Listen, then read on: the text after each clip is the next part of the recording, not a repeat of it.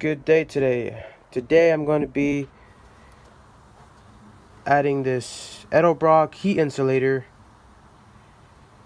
and I also went ahead and ordered some extra gaskets to make sure I have a tight seal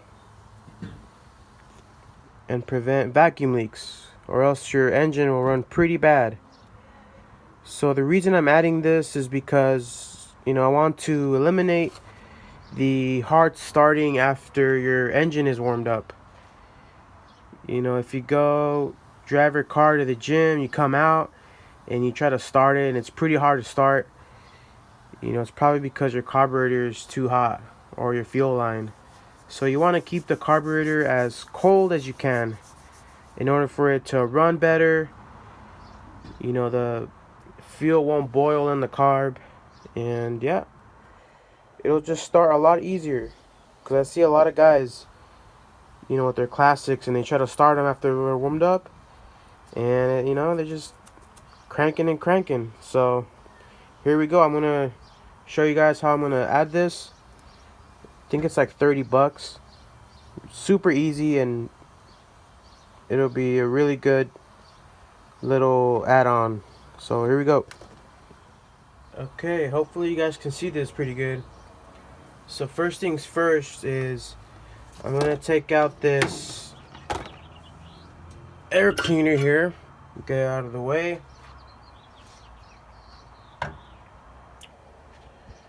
And then what we're gonna want to start doing is disconnecting pretty much all of the carburetors. So let me disconnect the battery here. Okay. And then I'm going to take out these 4 bolts that hold down the carburetor. It's a 1/2 inch. So take those 4 out.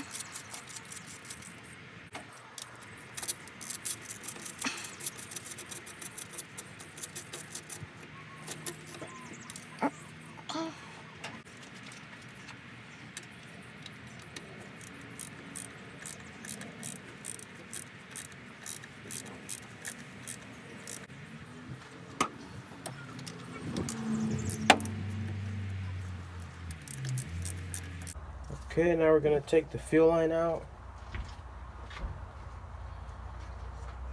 I'm just gonna put some rags right here so that the fuel doesn't spill all over the place.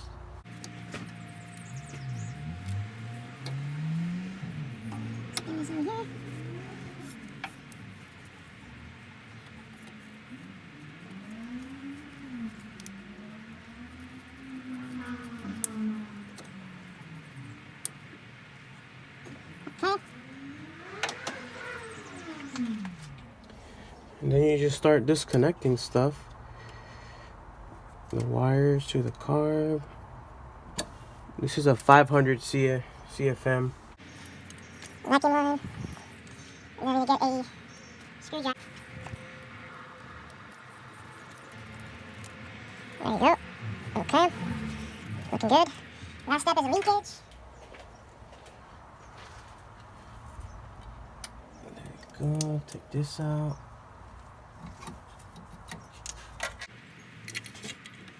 Put on there pretty good, huh? Okay. I put a little pin right here. That way the rod is really secure and it won't come out.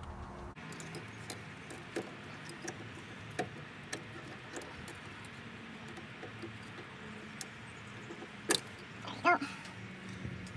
Now we can take it out. Okay, carb is off. It looks pretty clean, except for this bolt here. I don't know what's going on there.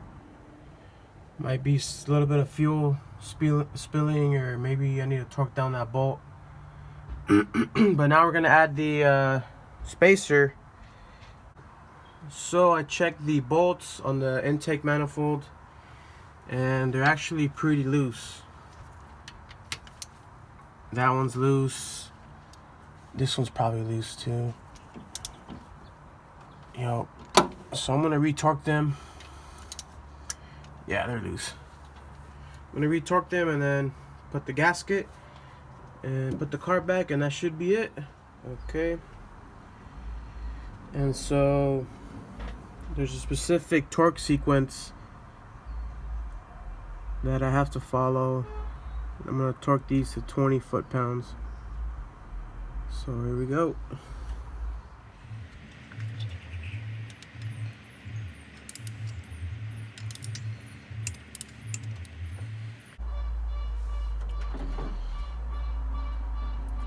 Elotero man. Elotes. Okay, second. Now we're gonna go 3.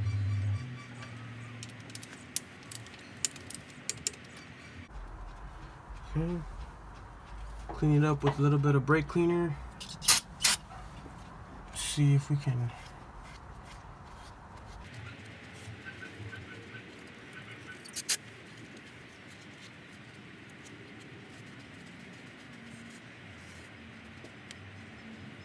Okay, very good. Okay, now we're gonna add the spacer or the gasket. It just looks like a thick gasket material type. You see that? It's pretty. And it also, Edelbrock, they throw in some longer studs, carburetor studs, so that way you won't have a problem with, you know, your short studs. So put these in by hand and then tighten them up a little bit.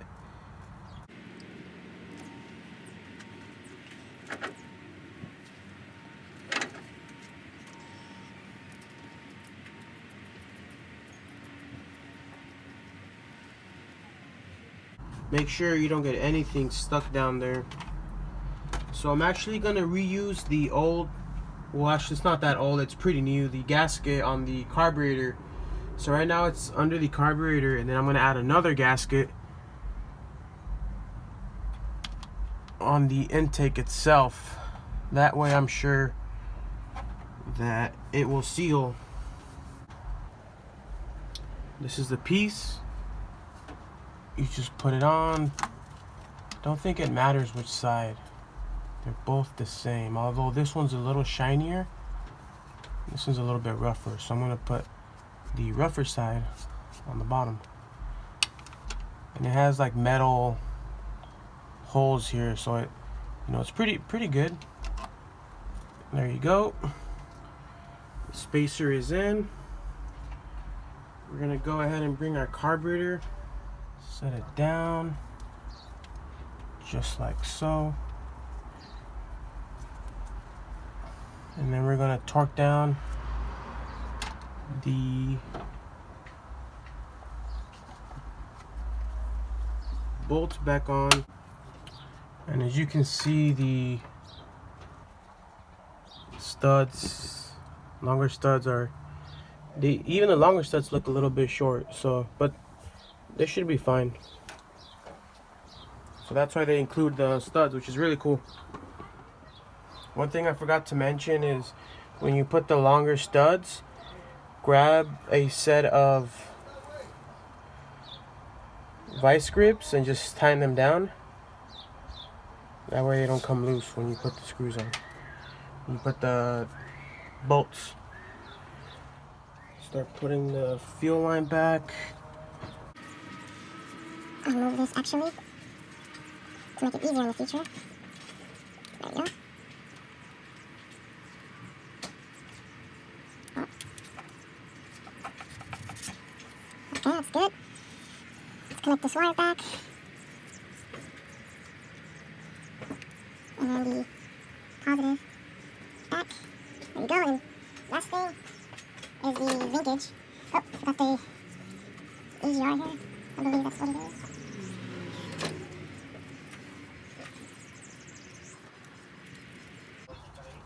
Put the spring back. There you go. Put the rod back in here. And I'm going to add that cotter pin back I had in it.